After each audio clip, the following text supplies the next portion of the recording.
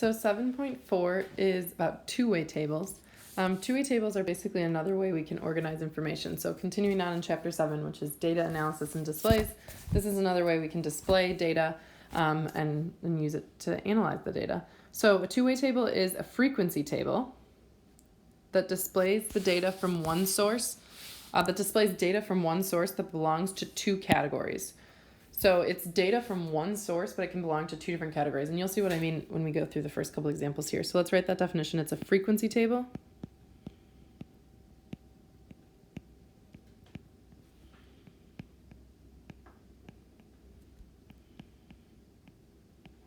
That displays data from one source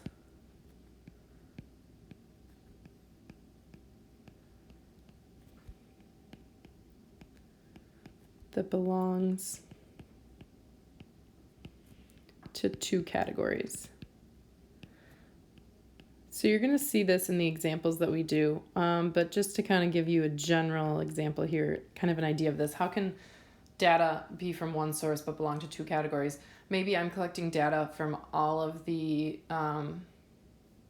students in this class on who likes pizza, but then I also want to separate it into male and female so that I can say, okay, these are the students that like pizza, these are the females that like pizza, here's how many males like pizza. So it's one category, but it's one data source, our class, but it's in two different categories. Likes pizza and doesn't like pizza, male and female. Those are two categories.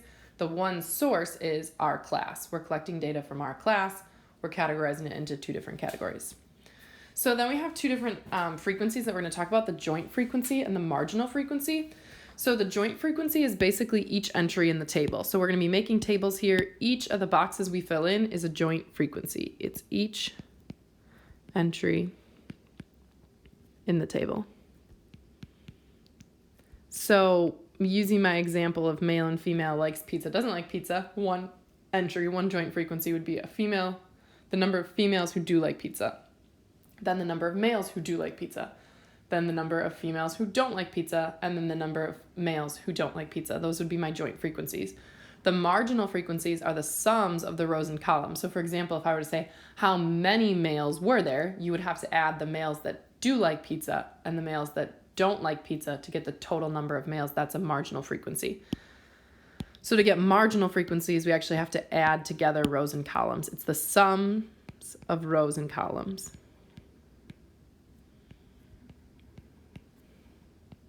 I should say rows or columns.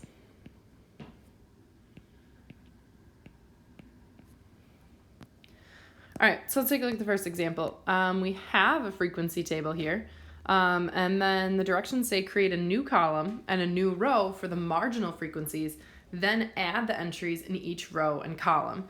So I'm actually going to go over to this table. So you are going to want to draw this on your paper. If you don't already have it there, draw this on your paper. And then we're going to create a new row down here and a new column over here. So new row, new column. And I'm actually going to fill in this box too. I'm making it a different color because this box is going to be the total here. So I'm going to fill in these new row and columns that I made in order to get the value that would go in this row. So take a look at this row. This row is freshmen. So this column right here, this row is going to represent freshmen. This box that I'm pointing to, this marginal frequency, will be the total number of freshmen. I'll get that by adding the freshmen who said yes and the freshmen who said no. So in other words, to get this box, I'll add these two numbers together. 55 plus 22 is 77, so that's the value that goes in that box. Same thing for sophomores. I'll add 63 and 12 to get the value that goes in the total sophomores, which is 75. So at this point, if I were to ask you how many freshmen were surveyed, you could tell me 77. If I were to ask you how many sophomores were surveyed, you'd be able to tell me 75. Let's continue the same with the columns. If I were to ask you how many said yes to having mobile access, we'd add these two columns together to get 118. And how many said no, I'd add these two, or this column together, 22 and 12, to get the total that said no, which is 34. to get this pink box right here, the total, I can do two different things. And I'm actually going to check it by doing both. I can add together these two or these two, not all of them. I guess there's actually technically three ways. I can either add together these two, or these four, okay? I don't add all of them together. It's either this row, this column, or all four of the joint frequencies. So this box represents the total sum of all the joint frequencies. I'm going to add together 118 plus 34. That's 152. And just to check, I'm going to also add together 77 plus 75. That's also 152, so that works out. So that means there was 152 total students surveyed. Whether they were freshmen or sophomores, whether they said yes or no, there was 152 total students. So you're going to be asked some questions about this. I might say, how many freshmen have mobile access? You'd go to freshmen, you'd go to yes for mobile access, you'd tell me 155, or 55, sorry. I might say, how many sophomores have mobile access? You'd go to sophomore, you'd go to yes, you'd say 63. I might say, how many freshmen were there? You'd say, oh, freshmen, yes and no, all the way to 77. I might say, how many students are there? You'd go to your total number, 152. So there's actually a lot of information that is given in this two-way table. In example 2, we're going to be given the information in a paragraph, and we're going to have to put it into a two-way table. So we're going to have to identify what are the two categories, and then we're going to have to fill in all the numbers. So I want you to take a minute to draw your frequency table. There's nothing in it. Just draw it as best you can. Maybe use a ruler. Make sure it's really neat. Draw your two-way table. Once you're done with that, hit pause while you're drawing it. And then once you're done with that, play the video and we'll start to fill it in. So let's read through this. It says, you conduct a survey that asks 286 students in your freshman class whether they play a sport or a musical instrument. 118 students play a sport, and 64 of those students play an instrument. 93 of the students do not play a sport or an instrument. Organize the results in a two-way table, include the marginal frequencies. So let's start with our labels here. What are my two categories? One category is sport, one category is instrument. So I'm going to put sport on the side here, and I'm going to put instrument on the top. It doesn't really matter what order you do this. If you decided to do it in the other order, that's fine. Underneath that, there's another box for our categories because there has to be two options here. I'm asking, do you play an instrument? The answer could be yes or no. So under instrument, there's yes or no. Same thing with sport. Do you play a sport? Options are yes or no. Those dark gray boxes here will be my total columns. So those aren't going to be numbers. Those just represent the total. Those are going to represent the marginal frequencies. So that's kind of like an extra box. Those will represent the total. All the rest of these boxes should represent numbers. Okay? So now let's start to fill in the numbers. You conduct a survey that asks 286 students. 286 is my total number of students. They said yes, they said no, they said whatever. That's my total number. We talked about this in the first example. Total number always goes down here. 286. All right. Then we get to the next sentence. 118 students play a sport. Now, we don't know anything about instruments, so we just know they said yes to sport. We don't know if they're here or here, but we know they said yes to this, so we know that a total of 118 students said yes to sport. So where this box I'm pointing to, that needs to be 118. We don't know if they said yes or no to instrument yet. We just know that 118 said yes to a sport. So I'll put 118 right there. 64 of those students, so we're still in this category, play an instrument. So now there's the students that said yes to sport and they play an instrument, which means 64 is in this box because they play a sport and they play an instrument. So 64 goes right here. Keep moving on. 93 of the students do not play a sport or an instrument. So 93 students said no to both. No to sport, no to instrument. I'll put a 93 right there. And then that's all the information I have. So how can I go from just having 4 numbers to get a filled in two-way table? We're going to have to do some adding and subtracting here, okay? I know that these, let's start with the first row here. I know that these two numbers should add to 118. So let's subtract. 118 minus 64 is 54. So this number must be 54. Because that's the only way I can get 118 as a total if I have 64 yeses, right? Let's keep going. Let's see where else I have two data values and I'm trying to find the third. So, hey, look at this. I have 54 and 93 said no to instrument. I can find this total by adding those together to get 147. And I'll keep going. Any row or column where you have two numbers, you can find the third. So I see that I have two numbers right here. I can subtract 286 minus 147 to get 139 right there. And I'll keep going. Here I'll subtract 139 minus 64. And I'll get 75. Last thing, I can do this in two different ways. I can either subtract 286 minus 118, or I can add 75 and 93. Either way, I'll get 168. If you want to check this, just do a quick run through. Make sure each row and column adds up. Do these two add to be that? Do these two add to be this? Do these two add to be this? Do these two add to be that?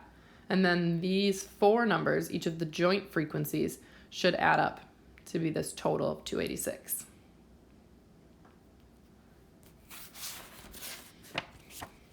We're going to actually add in a couple more frequencies, which are going to involve finding some percents. So let's take a look at the next example. The next two frequencies we're going to talk about are the joint relative frequency and the marginal relative frequency. So the joint frequencies are all of the numbers in the table. The marginal frequencies are the sums, right? The joint relative frequency basically relates each of those numbers in the table to the total. It's a fraction. It's a ratio of the frequency of a joint frequency to the total number of values. So it's going to be a ratio. It's going to be the joint frequency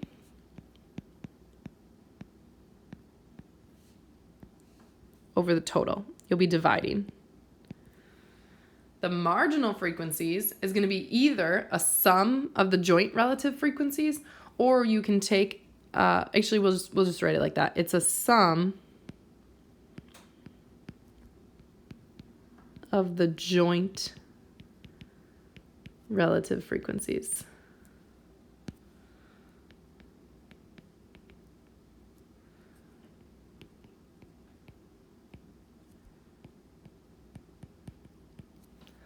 So if I'm going to find the joint relative frequencies, I'm going to be dividing. I'll take my joint frequency and I'll divide it by the total. So I'm going to get a fraction or decimal here.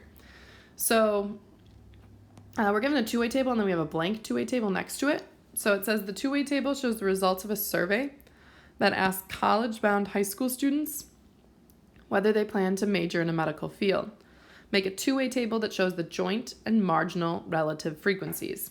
So let's first fill in the grayish boxes with our labels. Those are going to stay exactly the same. So my top label was major in medical fields. And the option was either yes or no. And then the second category is what class they're in, and they're either a junior or a senior. So I'm filling in my labels the same. Now these numbers are going to be different because these are going to be my relative frequencies. So to find my relative frequency, I'm going to divide the joint frequency by the total. Well, in order to divide it by the total, I'm going to need to know the total. So I'm going to need to know this box over here. I mentioned this on the last couple examples. One way to find this is to add up all the joint frequencies. Add up these four numbers to get our total, which is 680. That's going to be really important. We need to know that our total is 680 in order to find any of the relative frequencies. I'm now going to take each of these numbers and divide it by that total and put it in the corresponding box. So here's juniors that said yes. I'll go over here to this box and I'll write this frequency, 124, divided by the total, which is 680. So I'll take 124, I'm writing it kind of small, divided by 680, because I want to write it as a decimal. 124 divided by 680, I'll type that in my calculator, it's about 0.18. Or if I want it as a percent, about 18%. So that's actually kind of helpful for us. Rather than saying 124 juniors said yes. Okay, well, what does that mean? How many juniors are there? How many students are there? That means 18% said yes, they're going to major in a medical field. And that's a little bit more helpful for us. 18% of students are juniors majoring in a medical field.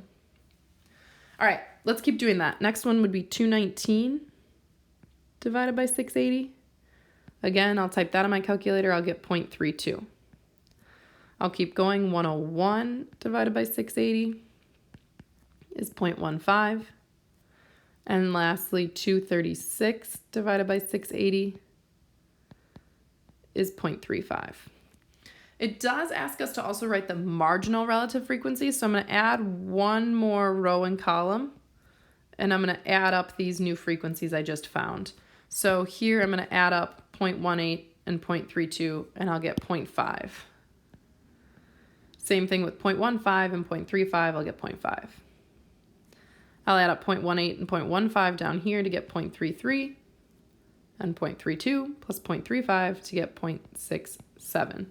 When you're talking about marginal and joint relative frequencies, these should all add up to be 1 because it's 100%. It's 1, it's 100% of the survey. So make sure you do a quick check. 0.5 plus 0.5 is 1, 0.33 plus 0.67 is 1. We're good to go. So there's one last type of frequency we're going to talk about here. The conditional relative frequency. The conditional relative frequency is also a ratio. It's a ratio of the joint relative frequency to the marginal relative frequency. So we're going to write this as a fraction. It's the joint relative frequency, which is what we just found. Those are the fractions or decimals we have in there, 0.18, 0.15, all of those. And we're going to divide that by the marginal, which are the sums at the bottom and side, relative frequency.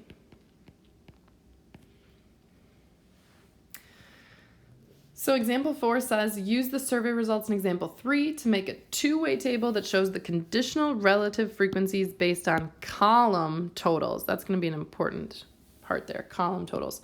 So first things first, just like we've done with all of our two-way tables, let's label it. So the labels are going to stay the same as they were. Major in a medical field. And then the options were yes or no. And my other side is class. They're either juniors or seniors. So categories didn't change. Now what I'm going to put in these boxes is I'm actually going to make another fraction, but I'm going to take this decimal and divide it by, because it says column totals, I'm going to go to the column. Columns are up and down. So I'm going to take this divided by the column total, which is 0.33. If this says row total, I would have gone 0.18 divided by the row, which is 0.5. Does that make sense? So make sure you keep an eye out for that. If it says column, you divide it by the column total, which is up and down. If it says row, you divide it by the row total, side to side. So I'll take my frequency, 0.18, I'll divide it by the column total, the marginal relative frequency here, which is 0.33. So in my junior yes box, I'm going to do 0.18 divided by 0.33. I'm going to actually divide that out using my calculator and get 0.55. Let's do the next one. This time I'll take the senior total, which is 0.15 right here, and divide it by the total, which is 0.33. I'll type in my, I'll write it down first. 0.15 divided by 0.33. That's 0.45. Let's keep going. I'll take this, again, dividing by the column total. So I'm not using these row totals at all. 0.32 divided by 0.67. 0.32 divided by 0.67. I'll divide that out and I get 0.48. Last one, I'll do 0.35 divided by 0.67. I'll divide that out and I get 0.52. One way to check these is to make sure each row and column totals 1. I'm sorry, let me go back. Not each row and column. In this case, because we did columns, each column should total 1. 0.55 plus 0.45 is 1. 0.48 plus 0.52 is 1. So that's why it works. So make sure you're noticing we're using the columns here. If we were using rows, it would be a little bit different. Okay? That should be it for two-way tables. Again, just another way to organize information and a way to analyze our data that we're given.